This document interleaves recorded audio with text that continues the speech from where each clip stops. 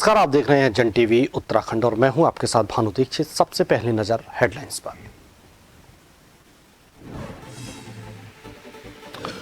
लोकसभा चुनाव 2024 का रण, सीएम धामी का चंडीगढ़ दौरा, बीजेपी प्रत्याशी के समर्थन में की जनसभा।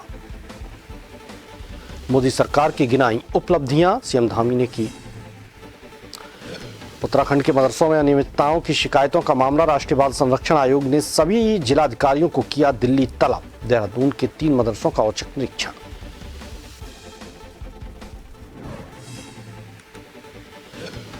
क्राउड मैनेजमेंट को लेकर उत्तराखंड पर्यटन मंत्री का बयान, वीडियो वायरल कर धार्मिक स्थलों को न करें बदनाम। पहले दिन 12,000 से अधिक पहुंचे थे श्रद्धालु। चारधाम यात्रा में जाम में फंसे तीर्थयात्री, सरकार की व्यवस्था पर उठाए सवाल। गंगोत्री में व्यापारियों तीर्थ पुरोहितों का प्रदर्शन तो बद्रीनाथ धाम में वीआईपी दर्शन का विरोध।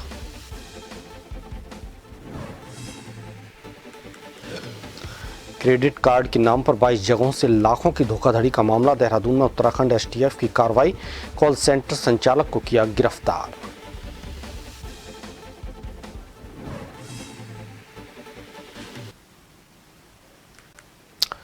खबरें विस्तार से। अल्मोड़ा पिथौरागढ़ संसदीय क्षेत्र से कांग्रेस प्रत्याशी पूर्व राज्यसभा सांसद प्रदीप टम्टा चुनाव संपन्न होने के बाद पहली बार चंपावत पहुंचे। चंपावत पहुंचने पर पूर्व सांसद का कांग्रेस जिला अध्यक्ष पूनम सिंह कठायत की अध्यक्षता व संगठन जिला महामंत्री निर्मल तड़ागी के संचालन में कांग्रेस कार्यकर्ताओं ने जोरदार स्वागत किया। कांग्रेस कार्यालय में आयोजित कार्यक्रम में पूर्व सांसद ने लोकसभा चुनाव में कार्यकर्ताओं और पदाधिकारियों के द्वारा सक्रिय भूमिका निभाते हुए सफल चुनाव संपन्न करने पर सभी कांग्रेस पदाधिकारी, कार्यकर्ताओं और चंपावत जिले की जनता को धन्यवाद दिया।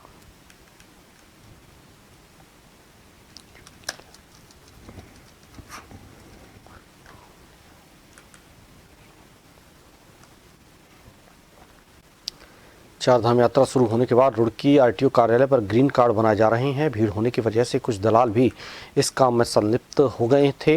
इसकी शिकायत के बाद पुलिस ने एआरटीओ कार्यालय के पास से 6 लोगों को कागजात बनाने की सामग्री सहित गिरफ्तार किया।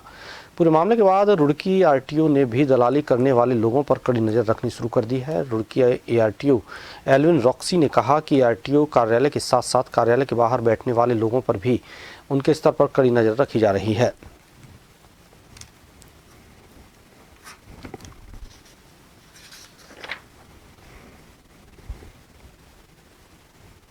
उन पे जांच चल रही है। जांच में जो भी कुछ आएगा उसके अनुसार उन्हें सज़ा मिलेगी।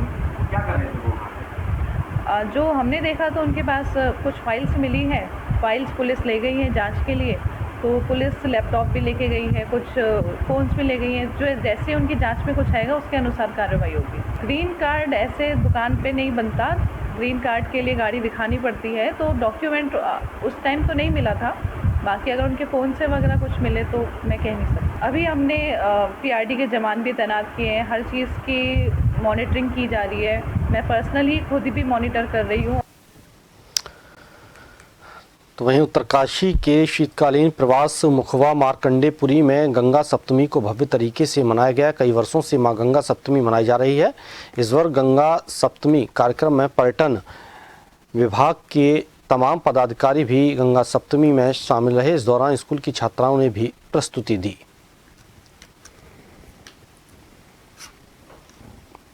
आज का जो ये सप्तमी का जो पर्व होता है, इसे कहा जाता है गंगोत्पत्ति। आज ही गंगा माँ का ये जल के रूप में जो हुआ है अवतरण, यही हुआ है और इसको हम जन्मदिन के रूप में मनाते हैं।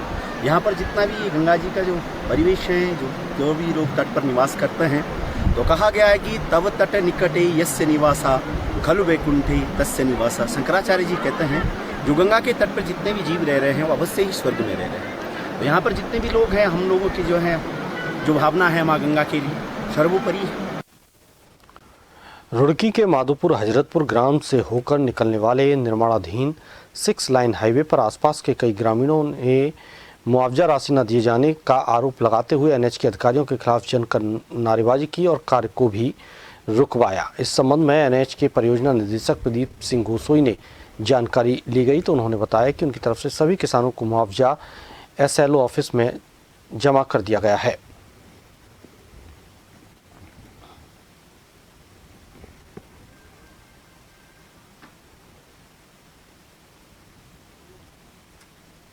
पहले तो पेमेंट दे दिया था, लेकिन जो नवंबर में इन्होंने ज़मीन एक्वायर करी थी, कब्जा पहले ही ले लिया था 2 साल पहले, लेकिन नवंबर 2022 में एक्वायर करी, नोटिफिकेशन हुआ था।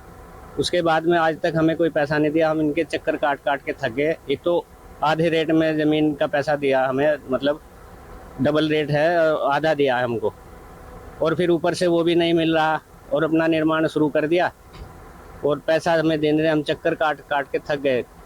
अधिकारी तो बस हफ्ता 10 दिन यही कहते हैं, उसके आगे कुछ नहीं।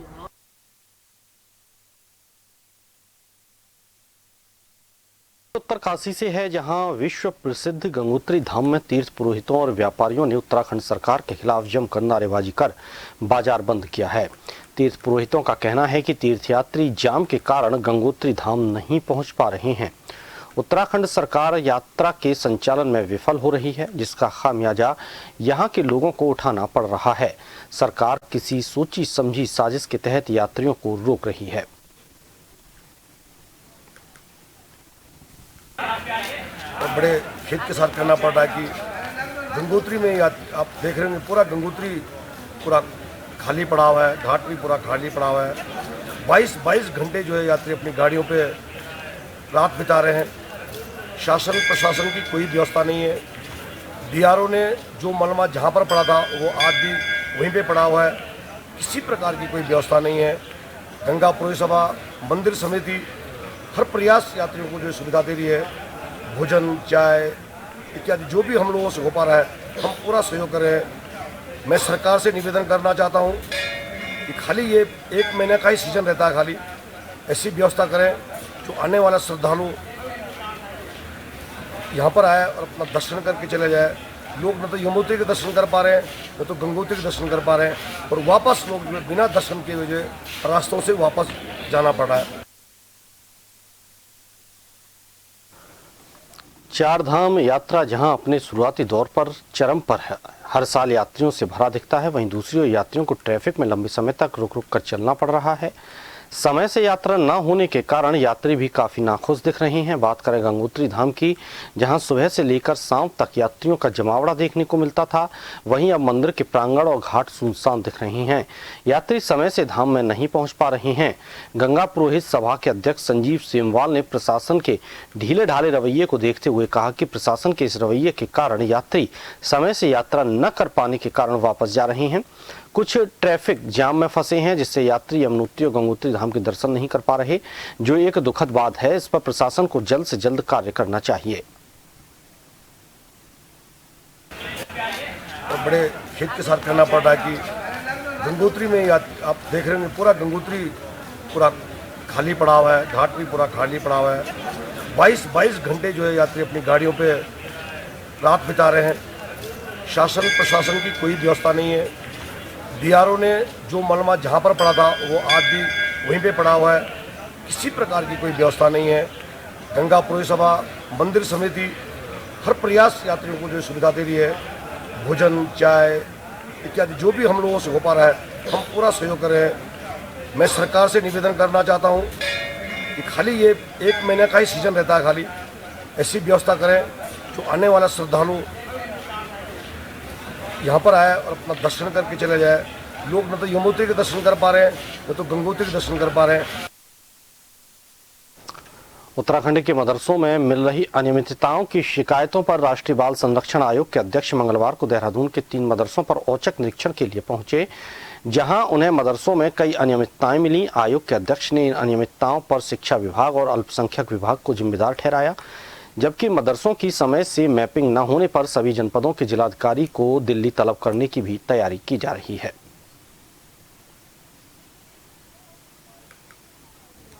कारगी ग्रांट इलाके में औचक निरीक्षण किए, जिसमें 2 मदरसे ऐसे आइडेंटिफाई हुए जो उत्तराखंड राज्य के बाहर से बच्चों को लाकर के यहाँ रखे हुए हैं और उनको उनकी बुनियादी शिक्षा के अधिकार से वंचित किए हुए हैं। हमको बिहार से लाए हुए बच्चे मिले, हमको उत्तर प्रदेश से लाए हुए बच्चे मिले। हमको एक मदरसा ऐसा भी मिला जो स्थानीय बच्चों को फीस लेकर पढ़ा रहा था और उसने जांच के दौरान ये बताया कि एक स्थानीय स्कूल के साथ उसका टाई अप है। ये टाई अप जो है शिक्षा का अधिकार कानून की परिधि के बाहर की वस्तु है। इससे स्पष्ट होता है कि शिक्षा विभाग में किसी न किसी स्तर पे गड़बड़ियां हैं, भ्रष्टाचार इसका कारण हो सकता है। फर्जी क्रेडिट कार्ड देने के नाम पर धोखाधड़ी करने के मामले में उत्तराखंड एसटीएफ ने कार्रवाई करते हुए हरिद्वार से एक अभियुक्त को गिरफ्तार किया, जिसके पास से 6 mobile phone, 14 debit card, 1 OPS machine, 1 computer, bank की पासबुक और लेन देन के रजिस्टर बरामद किए गए हैं।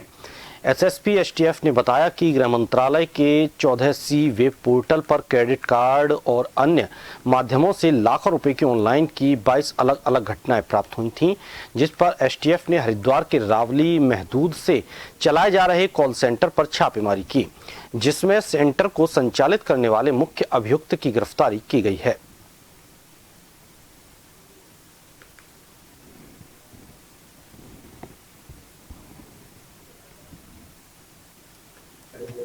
देखिए, हमारी एसटीएफ की टीम के द्वारा एक साइबर फ्रॉड के गैंग को पकड़ा गया है, जो कि रावली महदूद जनपद हरिद्वार में रहकर काम कर रहा था। जो इसमें भारत सरकार के गृह मंत्रालय द्वारा एक प्रतिबिंब पोर्टल डेवलप किया गया है। उस पोर्टल की मदद से हमें कुछ जानकारियां मिली थी कि इस प्रकार का एक गैंग यहाँ पर काम कर रहा है। इसको हमने काम करते हुए, डेवलप करते हुए उसको पकड़ा है। ये जो जानकारी में सामने आया इंटेरोगेशन के दौरान कि ये लोग क्रेडिट कार्ड के नाम पर लोगों को के साथ में ठगी करते थे। उनको कॉल करते थे कि भाई आपको हम फ्री क्रेडिट कार्ड किसी बैंक का उपलब्ध कराएंगे और उसके लिए आपको बेसिक डिटेल्स आपके भर के देनी होगी। एक फिशिंग लिंक इनको भेजा जाता था विक्टिम्स को, और जब उस लिंक पर विक्टिम क्लिक करते थे तो उनकी सारे फ़ोन का एक्सेस था वो इन फ्रॉडस्टर्स के पास में पहुँच जाता था। राजधानी देहरादून में स्मार्ट सिटी के कार्य काफ़ी लंबे समय से चल रहे हैं। ऐसे में जहां एक और स्मार्ट सिटी के कामों पर कांग्रेस लगातार सरकार पर सवाल खड़े कर रही है, तो वहीं अब सरकार के विधायक भी स्मार्ट सिटी के कार्यों से संतुष्ट नहीं हैं। आपको बता दें कि पहले भाजपा विधायक विनोद चमोली, जिसके बाद विधायक खजान दास ने स्मार्ट सिटी के गुणवत्ता पर सवाल खड़े किए हैं, तो वहीं अब भाजपा प्रदेश महामंत्री आदित्य कोठारी का कहना है कि अलग अलग कार्यदायी संस्थाओं के आपस में समन्वय न होने के चलते स्मार्ट सिटी के कार्यों में ढिलाई देखने को मिली है। उन्होंने कहा कि स्मार्ट सिटी के कॉन्सेप्ट का सपना जो सरकार लेकर चल रही है उसमें जल्द ही सफलता मिलेगी।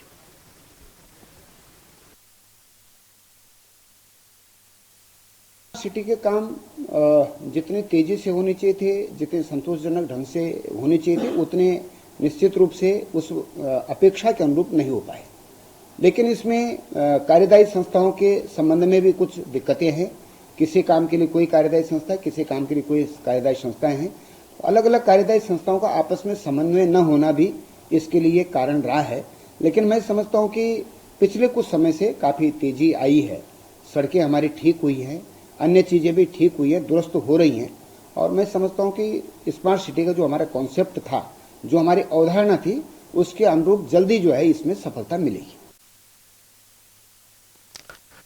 21 मई से 23 मई तक चंपावत जिले के रीठा साहिब में जोड़ मेले का आयोजन होने जा रहा है, जिसके लिए देश के विभिन्न राज्यों के सिख श्रद्धालुओं की संगत रीठा साहिब पहुंच रही है।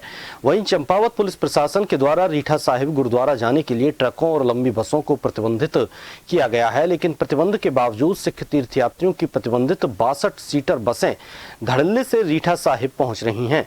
लंबी बसों को लोहाघाट से रीठा साहिब सड़क के सारे मोड़ों में मुड़ने में काफ़ी दिक्कतें हो रही हैं, जिस कारण दुर्घटनाओं का खतरा बढ़ चुका है। जबकि इस सड़क में सिर्फ 32 सीटर बसों को ही चलने की अनुमति है। वहीं मंगलवार को लोगों ने कहा कि अगर कोई दुर्घटना होती है तो उसकी जिम्मेदारी किसकी होगी। लोगों ने प्रशासन से जोड़ मेले तक का लोहाघाट खेती खान सड़क के टैक्सी स्टैंड को अन्यत्र शिफ्ट करने और सड़क किनारे खड़े वाहनों को हटाने की मांग की है।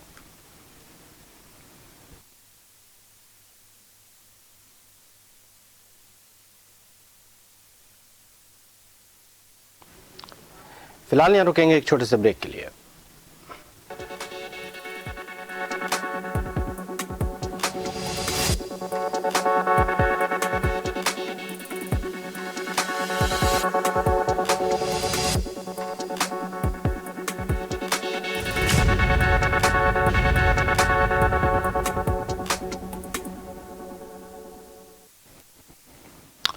ब्रेक के बाद आपका स्वागत है। आगे बढ़ते हैं। लोहाघाट नगर में कई लोगों के द्वारा सेफ्टी टैंक न बनाकर सीवर को सीधे पालिका की नालियों में बहाकर गंदगी फैलाई जा रही है, जिस कारण नगरवासी काफी परेशान हैं। ऐसे लोगों पर अब पालिका कार्रवाई करने की तैयारी कर रही है। मंगलवार को नगर पालिका लोहाघाट के अधिशासी अधिकारी पूरन सिंह बोहरा ने बताया कि नालियों में सीधे सीवर बहाने वाले लोगों की शिकायतें पालिका को लगातार मिल रही हैं। उन्होंने बताया कि पालिका कर्मी अब ऐसे लोगों को चिन्हित करने का कार्य कर रहे हैं। ईओ ने कहा, पालिका अब ऐसे लोगों के खिलाफ सख्त कार्रवाई करेगी।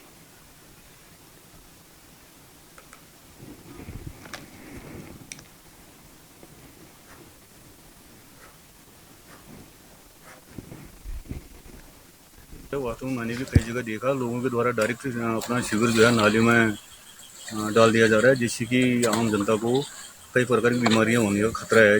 हम ऐसे लोगों को चिन्हित कर रहे हैं और लोगों को सेफ्टी टैंक बनवाने हेतु उनको नोटिस जारी करेंगे। यदि वो आदेश का पालन नहीं करेंगे तो हम समुचित कार्रवाई करेंगे। लालकुआ के निकटवर्ती क्षेत्र बंगाली कॉलोनी के भाजपा नेताओं और राधे राधे सेवा समिति के पदाधिकारियों ने विधायक मोहन सिंह बिष्ट के हल्दू चौड़ स्थित आवास पर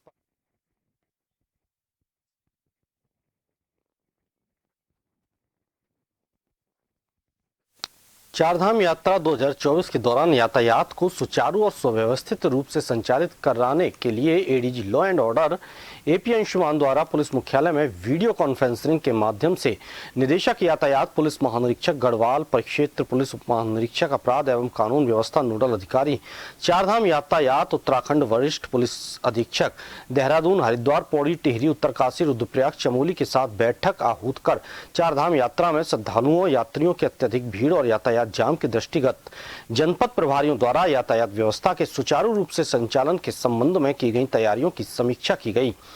इस दौरान बेहतर समन्वय बनाने पर बल देते हुए कई निर्देश दिए गए।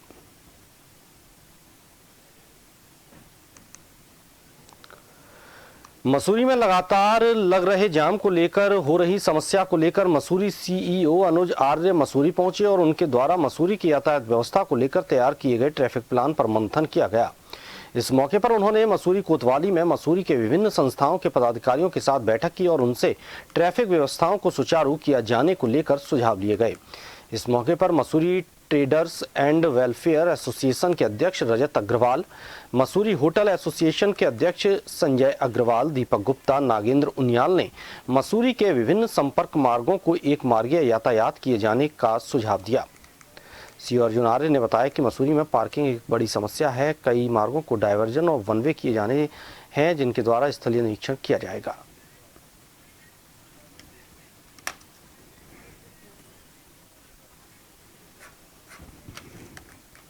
चारधाम यात्रा और मसूरी जो सीजन होता है उसके दृष्टिगत आज यहाँ पे व्यापार मंडल, टैक्सी यूनियन और होटल एसोसिएशन से मीटिंग ली गई, जिसमें विचार विमर्श किया गया और कई जो मुद्दे थे इन लोगों द्वारा हम समक्ष रखे गए, जिनमें पार्किंग का एक मुद्दा रहा है और कुछ डाइवर्जन और वन वे भी सजेस्ट किए गए हैं, जिनकी हम लोग फिजिबिलिटी चेक करके उनको इम्प्लीमेंट करेंगे और पूरी कोशिश करेंगे यात्रा सुरक्षित और सुगम बने। मसूरी में जैसे कई जगह आप देखते हैं कभी काम चल रहे हैं और कुछ जगह पे अन्य जो छोटे मोटे अन्य विभागों से संबंधित है कार्य हैं, उनके अब मेरे द्वारा यहाँ पे प्रवास के दौरान समीक्षा की जाएगी और संबंधित विभागों से समन्वय किया जाएगा।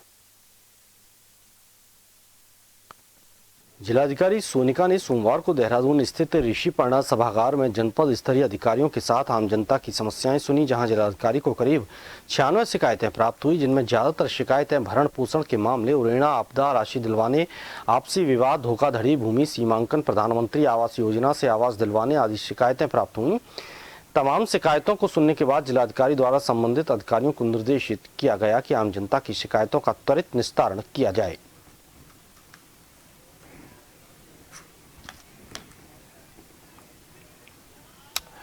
इसी के साथ जन उत्तराखंड में फिलहाल इतना ही। लगातार अपडेट और हर ताजा तरीन खबरों के लिए आप देखते रहिए जन टीवी।